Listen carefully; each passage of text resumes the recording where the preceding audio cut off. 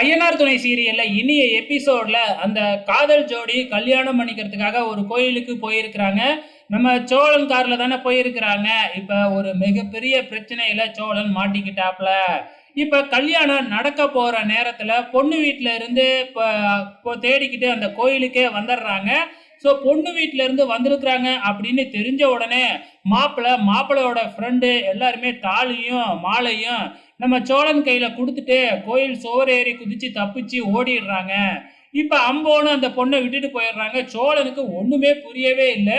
என்ன இப்படி ஓடுறானுவ அப்படின்னு சொல்லிட்டு வெளியில வந்தா அங்க இருக்கிற ஒரு சோழன் தான் வந்து பாத்தீங்கன்னா இந்த பொண்ணை இழுத்துக்கிட்டு வந்திருக்கான். அப்ப இந்த பொண்ணு காதலிக்கிறது இவனைத்தானா அப்படிங்கிற மாதிரி சந்தேகப்பட ஆரம்பிக்கிறாப்ல. சந்தேகப்படல, உறுதியாவே நம்ப ஆரம்பிச்சிட்டாப்ல.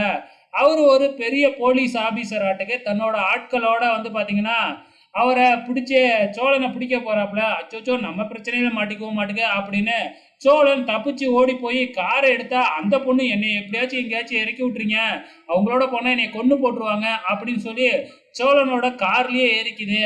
சோழனும் வந்து பாத்தீங்கன்னா சரி எங்கேயாச்சும் இறக்கி விட்டுறலாம் அப்படின்னு கார்ல அழைச்சிக்கிட்டு போனா பின்னாடியே சேஸ் பண்ணிக்கிட்டு வராங்க. அப்பயும் தப்பிச்சு சோழன் வந்தா ஆப்போசிட்ல இன்னொரு போலீஸ் கேங்க இந்த காரை வழிமறிச்சிடுறாங்க.